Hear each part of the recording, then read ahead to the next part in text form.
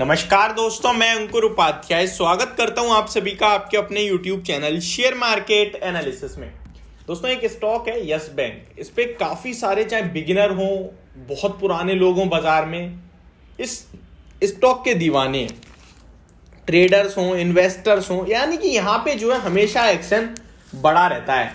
आपको इसके वॉल्यूम्स देख के साफ और क्लियरली समझ में आएगा कि एक्शन इसमें कितना बड़ा रहता है। लेकिन ये कंपनी अपने इन्वेस्टर्स से बहुत सारी चीजें छुपाती है।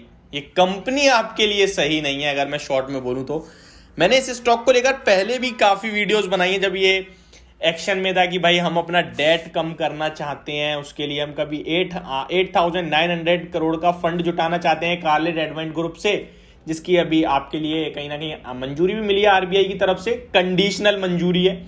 कभी कहते हैं कि जो हमारे पास 48,000 करोड़ के एनपीए जो हमारे खत्म हो गए हैं वो हम एआरसी को बेचना चाहते हैं। तो ये सारी न्यूज बीच में चली थी, मैंने वीडियोस भी बनाई थी। तो यहां पे मैं आप सभी के साथ जो चीज बता रहा हूं वो बहुत इंपॉर्टेंट है, अगर आप यस बैंक के शेयर होल्डर हैं तो भी, और अगर आप यस बैंक को खरीदना चाहते हैं तो भी। पहले तो मैं आपको अपना व्यू देना चाहता हूं। यस बैंक आज तो 17 पे है, हालांकि मैं इस स्टॉक को 12 रुपए, 14 रुपए, 15 रुपए हर एक लेवल पे हमेशा यही कहा है, छोड़ दो, मत खरीदो, इग्नोर करो, बेकार है। ठीक है, स्टॉक का प्राइस ऊपर आ रहा है, मैं अपना स्टेटमेंट ऊपर चेंज नहीं कर रहा हूं। क्यों? क्या दिख रहा है आपको इस स्टॉक में, मुझे नहीं समझ में आ रहा। आप बैंक को खरीदना है, आपके पास आईसीआईसीआई बैंक है, कोटक महिंद्रा बैंक है, एचडीएफसी बैंक है।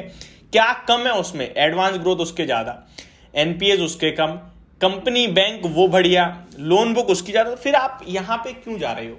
चलिए वो सब छोड़ते हैं, मैं इस पे बात करने नहीं आया हूं आपसे। स्टॉक का चार्ट अच्छा दिख रहा है, ये मैं आपको बता दूं शॉर्ट टर्म टेक्निकल हिसाब से।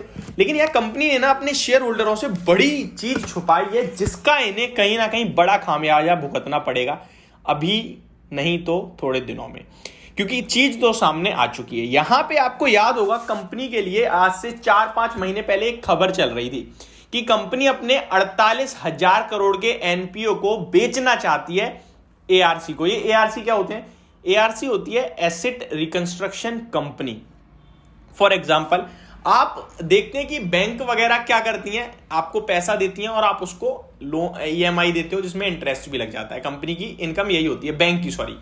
जब बहुत से लोग ऐसे होते हैं जो पैसा मार लेते हैं बैंक का, जो चले जाते हैं एनपीए में, फिर रिटर्न ऑफ, वो क्या होता है कि उतना पैसा जो बैंक नहीं ले पा रही है आप लोगों से, वो हो जाता है एनपीए। जब बढ़ जाता है एनपीए, तो वो एनपीए क्या करती है, कंपनी होती है एआरसी, एसेट रिकंस्ट्रक्शन कंपनी, उन्हें बेचती है।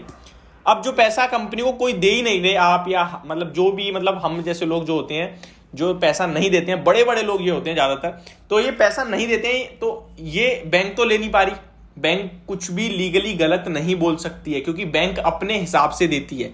लेकिन एआरसी वाले जो होते हैं, एसेट रिकंस्ट्रक्शन कंपनी वाले, वो जिसने पैसे लिए हैं और बैंक को नहीं दे रहा, वो उल्टी उल्टी चीजें, गलत गलत बातें बोल के पैसे लेते हैं।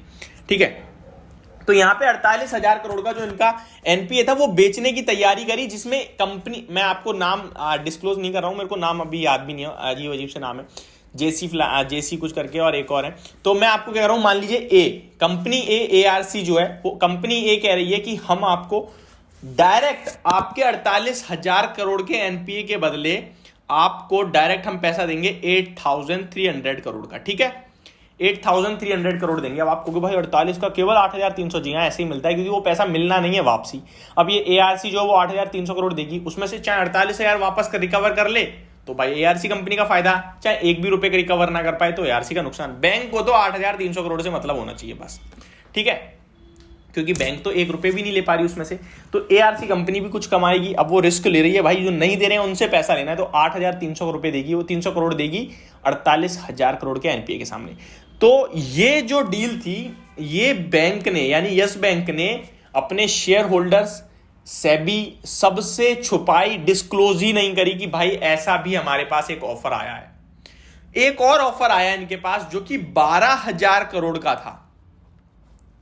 ये वाला ऑफर बैंक ने सबको बताया, डिस्क्लोज करा। ठीक है जी, अब आप भी कहोगे तो अच्छी बात है ना भाई, 12,000 करोड़ ज्यादा है 8,300 करोड़ से।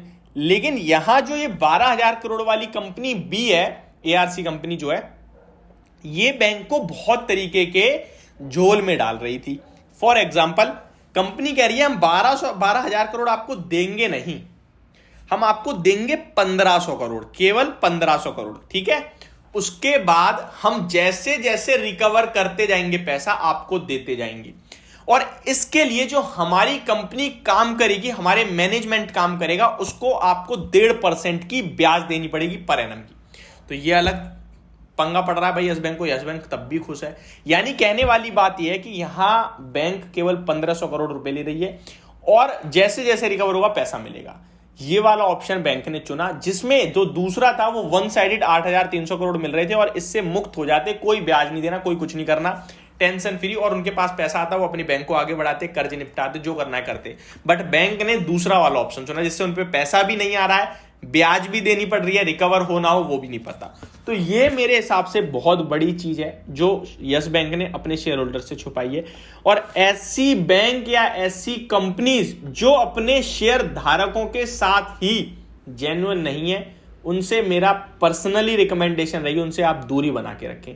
जोमेटो भी कुछ इसी प्रकार की कंपनी थी, इसलिए आपने इसका हाल देखा, धीरे धीरे खोलने लगी अपने राज। अब दूसरी पेटीएम भी भाई नहीं बताती थी हमारा बिजनेस मॉडल क्या है, सब पूछते रहे पर बताया नहीं, तो स्टॉक का हाल देख लिया आपने। अब कहीं जाके पेटीएम कल के इन्वेस्टर मीट में बताते हुए देखिए कि हमारा क्या है लीगली हाल, यानी कि हम कैसे प्रॉफिट बनाएंगे। अब कहीं जाके स्टॉक में बूम आया है, तो देखते हैं कैसा होता है, बट मैं पर्सनली इस स्टॉक को अवॉइड करने की राय दूंगा। तो ये मेरी वीडियो यस बैंक के स्टॉक को लेकर, होप आपको समझ में आई होंगी सारी बातें। Thank you so much for watching this video, have a great day.